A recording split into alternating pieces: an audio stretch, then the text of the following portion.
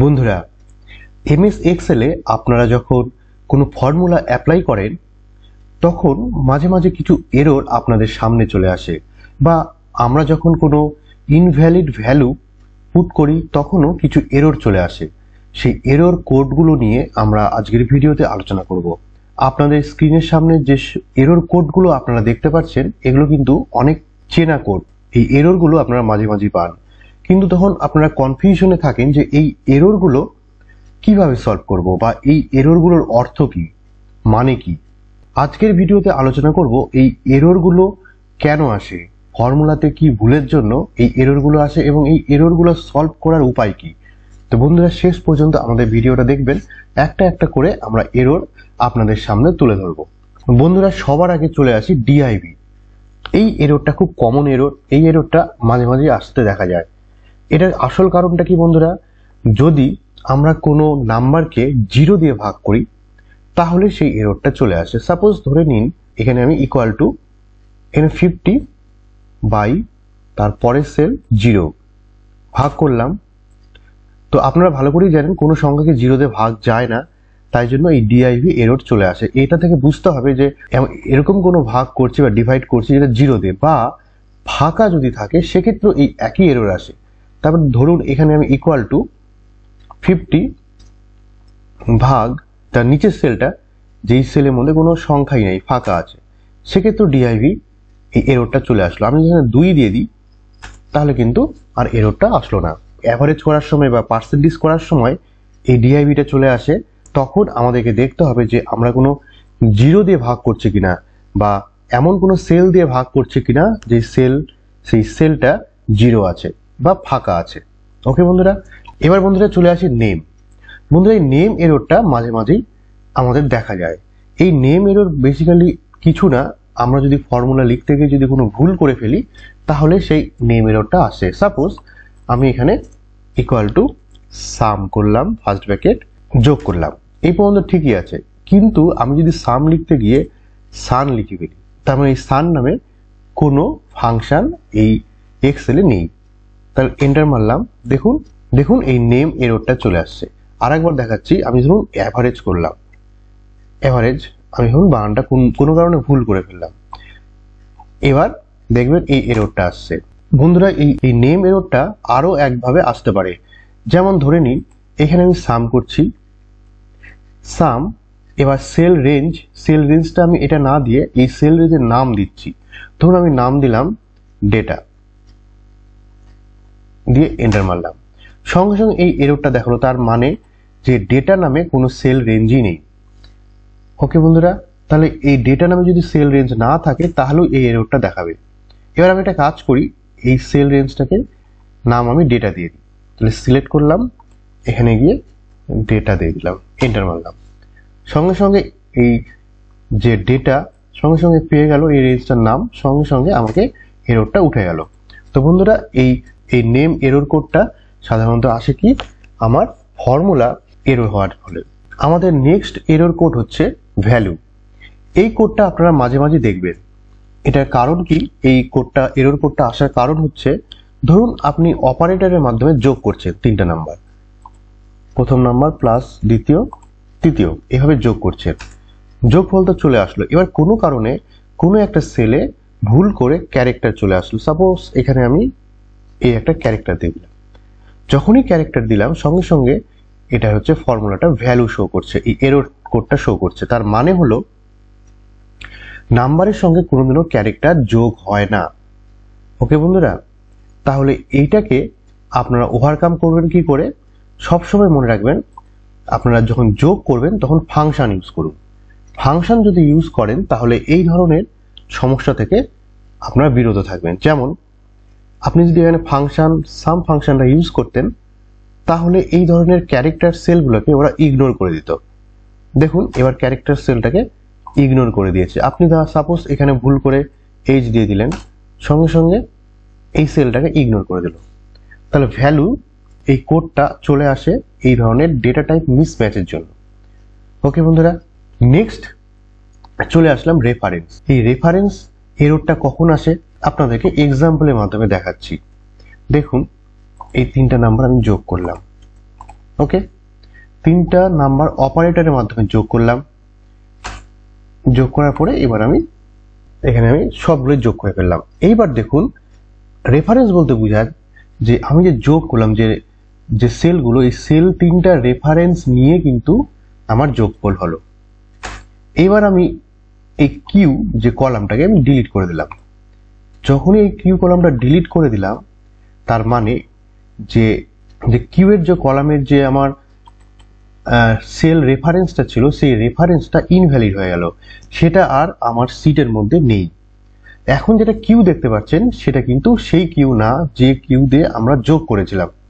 ওকে, তার মানে এই যে রেফারেন্সটা আমি নিয়েছিলাম সেটা আর বাস্তবে নেই যেহেতু, তাই জন্যই এটা এরর হয়ে গেল। আর এটাই হচ্ছে রেফারেন্স এরর। এটার এরর যখন আসবে তখন আপনাকে বুঝতে হবে যে সেলটাকে আমি অ্যাপ্লাই করেছি আমার ফাংশনে, সেই সেলটা আর এক্সেল সিটের মধ্যে নেই। তাহলে এটা ওভারকাম করার জন্য বেস্ট পদ্ধতি হলো আপনি আগের মতনই সাম ফাংশন ইউজ করুন। দেখুন, আমি এবার সাম ফাংশন ইউজ করছি, ব্র্যাকেট ক্লোজ করলাম, এন্টার করলাম। দেখুন, সাম ফাংশন ইউজ করছি। এবার আপনি এটাকে কেটে দিন, ডিলিট করে দিন, দেখবেন কোনো প্রবলেম আর হলো না। ওকে, তাহলে সবসময় ফাংশন ইউজ করবেন, তাহলে এই ধরনের প্রবলেমগুলো ওভারকাম হবে। নেক্সট এবার চলে আসি হ্যাশ। এই হ্যাশটা আপনাদের মাঝে মাঝে আসবে, আর এটা খুব কমন এরর। এটা কখন আসে বন্ধুরা? যখন আপনি কোনো সেলের মধ্যে বড় একটা নিউমেরিক সংখ্যা লিখছেন বা ডেট লিখছেন, তখন এই এররটা আসে। সাপোজ এখানে আমি এই ধরনের একটা সংখ্যা লিখছি, লেখার পরে যখনই আমি এন্টার মারলাম, দেখুন এখানে হ্যাশ হয়ে গেল। হ্যাশ হয়ে যাওয়ার মানে এমন কিছু না, হ্যাশ হওয়ার মানে বোঝাতে চাইছে যে আমার এই ভ্যালুটা এখানে ডিসপ্লে করার মতন কলাম উইথ সাফিসিয়েন্ট নেই। তার মানে কলাম উইথটা আমার ছোট আছে। আপনি যদি কলাম উইথটা বাড়িয়ে দিন তাহলে পুরোটাই ডিসপ্লে করবে। এটা সাধারণত এই এররটা আসে নাম্বারের ক্ষেত্রে এবং ডেট ফরম্যাটের ক্ষেত্রে। সাপোজ আমি একটা ডেট ফরম্যাট লিখলাম এখানে। ওকে, দেখুন এখানে জায়গাটা কম থাকার জন্য কি হলো, এই হ্যাশটা চলে আসলো। আপনি এটাকে একটু বাড়িয়ে দিন, দেখুন এবার শো করছে। কিন্তু এটা কিন্তু কোনো ক্যারেক্টারের ক্ষেত্রে আসবে না। আপনি যতই বড় লিখেন, ক্যারেক্টারের ক্ষেত্রে কিন্তু এই হ্যাশটা আসবে না।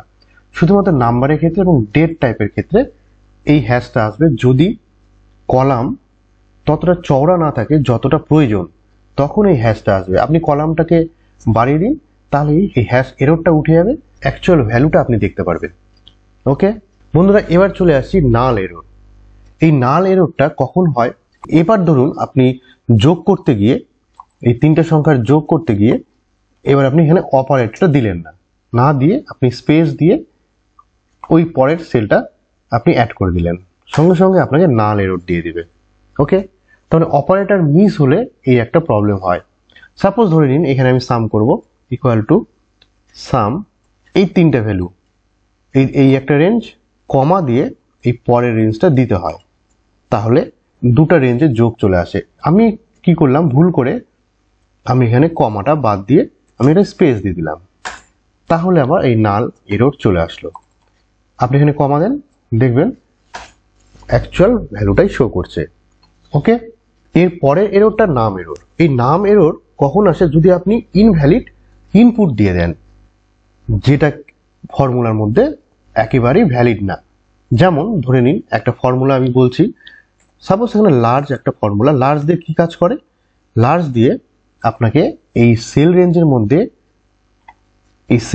মধ্যে কমা দিয়ে, ধরুন আমি চাচ্ছি যে সেকেন্ড লার্জেস্ট নাম্বার কোনটা, তাহলে আমি এখানে সেকেন্ড লার্জেস্ট মানে 2 দিয়ে আমি ব্র্যাকেট দিয়ে, তার মানে কি এই রেঞ্জের মধ্যে সেকেন্ড হাইয়েস্ট কোনটা বার করবে। এন্টার দিলাম, দেখুন সেকেন্ড হাইয়েস্ট কত? 60। ওকে, আমি যদি এখানে 4 দিই তাহলে ফোর্থ হাইয়েস্ট কত? 30। ওকে, এইবার আমি কি করলাম, সাপোজ এখানে কটা সংখ্যা আছে? 1 2 3 4 5 6, আমি এখানে 8 দিয়ে দিলাম, সঙ্গে সঙ্গে এরর দিয়ে দিল নাম এরর। তার মানে কি? তার মানে এখানে 8-এর কোনো পজিশনই নেই, আমার তো আছেই তো 6টা সংখ্যা, তাহলে 8 একটা ইনভ্যালিড নাম্বার, আর এই লার্জ ফাংশনের মধ্যে 8 পুরোপুরি ইনভ্যালিড নাম্বার, তাই জন্য এই নাম এররটা চলে আসলো। ওকে বন্ধুরা, এইবার লাস্ট যে এররটা আসে এনএ এরর। বন্ধুরা এনএ এররটা সাধারণত দেখা যায় ভি লুকআপের ক্ষেত্রে। ধরুন ভি লুকআপে যদি সার্চ করে কোনো ভ্যালুকে খুঁজে না পাওয়া যায় তাহলে এই এনএ এররটা চলে আসে। ভি লুকআপের কি কাজ আপনাকে দেখা যায় ছোট্ট করে। আমি চাচ্ছি এখানে ভি লুকআপ করি। ভি লুকআপ আমি এই পাশের সেলটা যে সেলটা আছে এইখানে আমি এই ভ্যালুগুলোর মধ্যে যে কোনো একটা ভ্যালু নিব এবং তার পাশের র্যাঙ্কটা আমার এখানে শো করবে। ওকে, তাহলে লুকআপ ভ্যালু কত হবে এই সেলটা, কমা, এইবার হচ্ছে রেঞ্জটা কি হবে টেবিলটা পুরোটাই নিলাম, কমা, এবার ডিসপ্লে করব কোনটা, ডিসপ্লে করব সেকেন্ড নাম্বার, এই সেকেন্ড নাম্বার কলাম, তাহলে 2 করলাম, কমা, এবার ট্রু না ফলস, ফলস হবে, ফলসটাকে আমি নিলাম। ওকে, এবার এন্টার মারলাম। দেখুন এনে দেখাচ্ছে কারণ এইখানে কোনো ভ্যালুই নাই। সাপোজ এখানে আমি নিলাম 70, দেখুন এখানে 1 শো করছে। এবার আমি যদি এখানে নিই 50, দেখুন 2 শো করছে, 50 পাশে 2 আছে, 2 শো করছে। আমি যদি 90 নিই 4 শো করছে। এবার যদি আমি এমন একটা সংখ্যা নিই যেটা এখানে টেবিলের মধ্যেই নেই, আমি 100 নিলাম, সঙ্গে সঙ্গে এখানে এনএ শো করছে। ওকে, তার মানে সার্চ করে খুঁজে পাইনি তার জন্য এনএ শো করছে। আমি 50 নিলাম, দেখুন অটোমেটিক চলে আসলো। আমি যদি এখানে কিছুই না নিই তাহলেও এনএ শো করছে, তাহলে খুঁজে না পেলে এখানে এনএ শো করছে। তাহলে বন্ধুরা এই হলো আমাদের বিভিন্ন ধরনের এরর যেটা এক্সেলে ফর্মুলা পুট করার সময় বা কোনো ভ্যালু পুট করার সময় মাঝে মাঝে আমাদের সামনে চলে আসে। তো বন্ধুরা আমাদের ভিডিওটা যদি আপনাদের ভালো লাগে তাহলে অবশ্যই আমাদের চ্যানেলকে সাবস্ক্রাইব করে দেবেন। এই ধরনের ভিডিও বারবার আমরা নিয়ে আসবো। ততক্ষণের জন্য ধন্যবাদ।